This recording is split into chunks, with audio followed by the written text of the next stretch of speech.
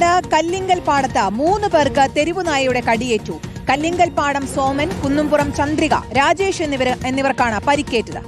വീടിന് പുറത്തുള്ള അടുപ്പിൽ ചായ വെക്കുന്നതിനിടയിലാണ് ചന്ദ്രികയ്ക്ക് തെരുവുനായയുടെ കടിയേറ്റത്. വീടിനകത്ത് വെച്ചാണ് സോമൻ കടിയേറ്റത്. നായയെ പിന്നീട് നാട്ടുകാർ തല്ലിക്കൊന്നിട്ടുണ്ട്. ഇക്ബാൽ അറക്കൽ വിവരങ്ങൾ നൽകും. ഇക്ബാൽ, എപ്പോഴായിരുന്നു ഈ സംഭവം?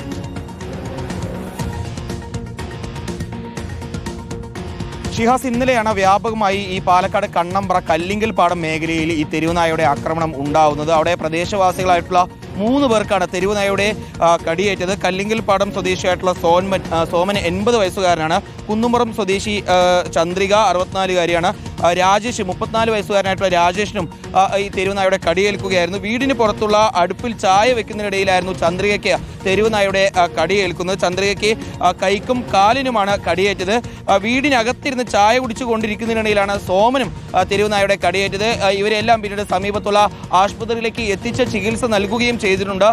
ഇപ്പോൾ സ്കൂൾ ഉൾപ്പെടെ തുറന്നിരിക്കുന്ന സമയമാണ്. അതുകൊണ്ട് തന്നെ വിദ്യാർത്ഥികൾ ഉൾപ്പെടെ പുറത്തിറങ്ങിയെല്ലാം നടക്കുന്ന സമയത്താണ് ഇത്തരത്തിലൊരു തെരുവുനായ ആക്രമണം ആ മേഖലയിൽ ഉണ്ടായിട്ടുള്ളത്. അതുകൊണ്ട് തന്നെ വലിയ ആശങ്കയിലാണ് ജനങ്ങളുള്ളത്.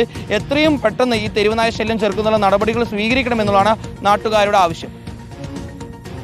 ശരി, ഇക്ബാൽ അറക്കലാണ് വിവരങ്ങൾ നൽകിയത്.